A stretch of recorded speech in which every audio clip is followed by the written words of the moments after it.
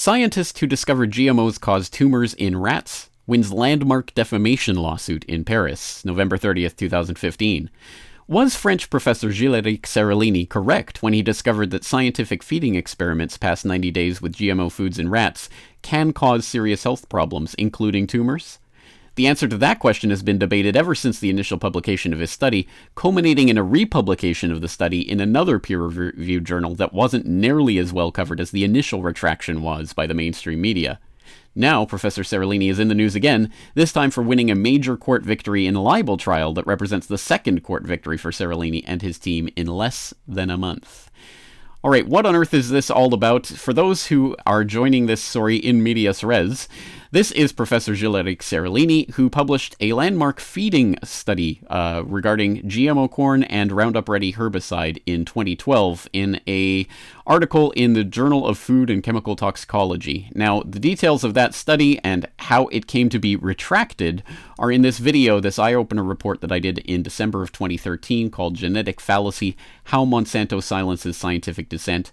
Of course, this is going to be linked up in the show notes. Please go and watch this video if you don't know about this trial or about this study and then its subsequent retraction and why that retraction was bogus. This is a very important report, and I'm not just blowing my own horn here. This is a report that actually won a Project Censored Award last year. I never really mentioned that, so you might not know it, but yes, this is, I think, one of my most important reports on this subject, so I hope you will go and take a look. Of course, the transcript of this is also up on my website under Genetic Fallacy, so let's just read a little bit about this study, Long-Term Toxicity of a Roundup Herbicide and a Roundup-Tolerant Genetically Modified Maize.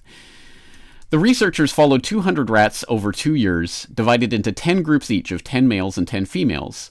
3 of the groups were fed Monsanto's patented NK603 GMO corn alone. 3 groups were fed the corn treated with Roundup herbicide, 3 groups were fed Roundup treated water but no GMO corn, and a control group was fed neither GMO corn nor Roundup herbicide. The team's results indicated that the rats fed the Roundup or the GMO corn, separately or combined, were more likely to experience a range of ill health effects than the non-GMO control group. Tellingly, the adverse health effects did not start to appear until the 4th month of the study, while a previous industry-sponsored feeding trial on the same corn variety only lasted 3 months. That study did find signs of toxicity as well, but these results were dismissed as not biologically meaningful. All right, I'll let you continue reading about how ultimately this study came under immediate fire from the usual suspects in the industry-funded lobby groups, and ultimately the Journal of Food and Chemical Toxicology retracted the study, but not retracted it based on its own published guidelines for its principles for retraction, i.e. clear evidence that the findings are unreliable due to misconduct or error, plagiarism or redundant publication, or unethical research. No, none of those. They came up with a new criteria. Mainly, they found that no evidence of fraud or intentional misrepresentation of the data, and the results presented were correct, or not incorrect, but were inconclusive. So, on the basis of inconclusiveness, they retracted that study, which again is a double standard, as I go on to note, that is only applicable apparently to critics of the GMO industry in general and Monsanto products in particular.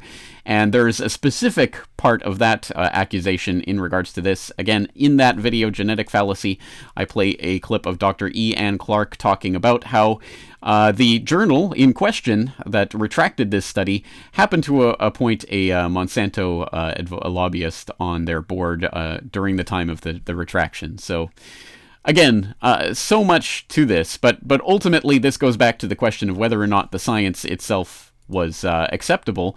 And basically, critics of the study argue, well, those rats are prone to those types of tumors, so they're not good for this type of study, and blah, blah, blah. But this still represents fundamentally a double standard used in evaluating GMO safety studies. And the pro-GMO industry can get away with inconclusive studies as long as they are on the GMO industry side.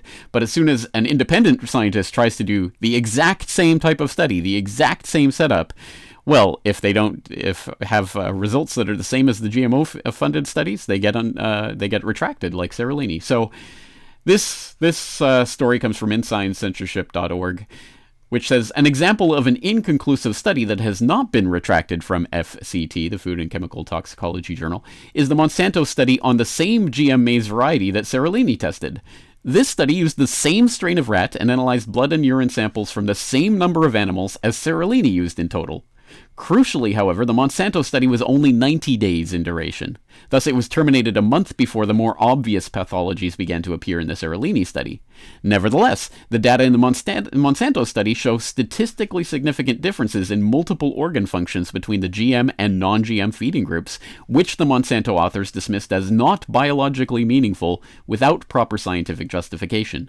As a result, and of great importance from a public health perspective, this GM maize was passed by regulators as safe to consume on a lifelong basis, despite the fact that the Monsanto study was only 90 days in duration and contained scientifically questionable claims of statistically significant findings being termed as not biologically meaningful. In fact, the Monsanto data as presented are inconclusive. Applying the same criteria to the Monsanto study as were used to evaluate and retract the Seralini study, the Monsanto paper should also be retracted, as it was too inconclusive in its findings. Again, I mean, just blatant double standards going on, and I'll let you read through all of that. But the point of all of this is that although the Food and Chemical Toxicology Journal did retract the study, it was republished in another peer-reviewed journal, this time the Environmental Sciences Europe journal.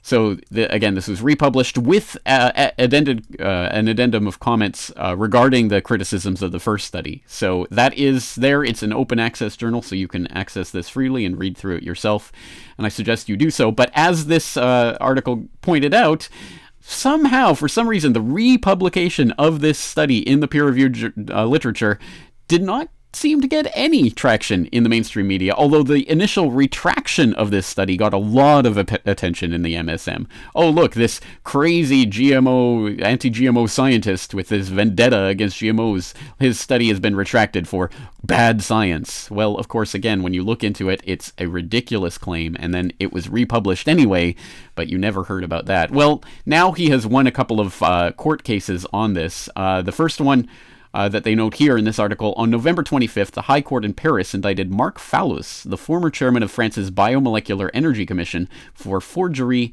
and use of forgery. And according to Seralini, this relates to the signature of a scientist whose name was used without his agreement to argue that Seralini and his coworkers were wrong in their studies on Monsanto products, including GM corn. So basically, this Biomolecular Engineering Commission chair for France slandered Seralini using a forged name of a scientist. He is expected to be sentenced for that crime in June of 2016.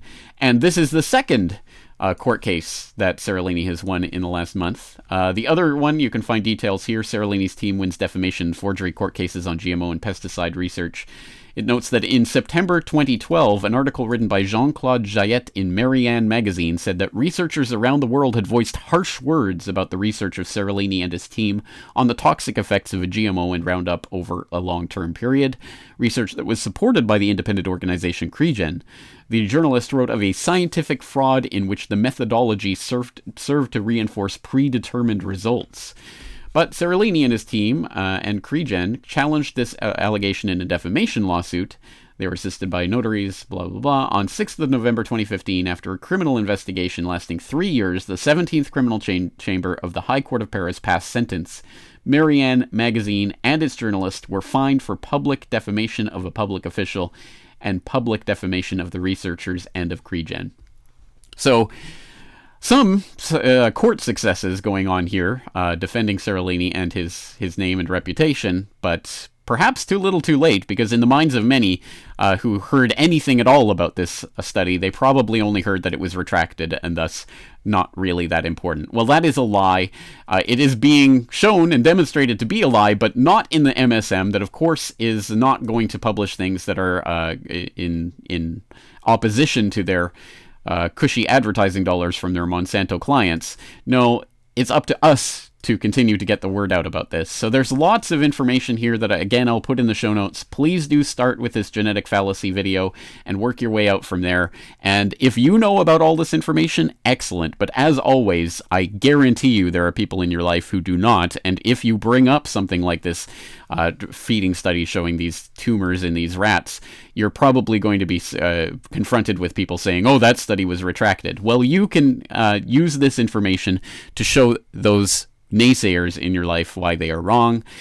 And hopefully we can continue to learn our way forward in all of this. Again, this is an exceptionally important story, and it goes to the heart of the types of scientific frauds that are perpetrated with the aid of various organizations that don't want the truth coming out. We are here to help that truth get out, so you are part of that fight. Please help spread this information. James Corbett, CorbettReport.com.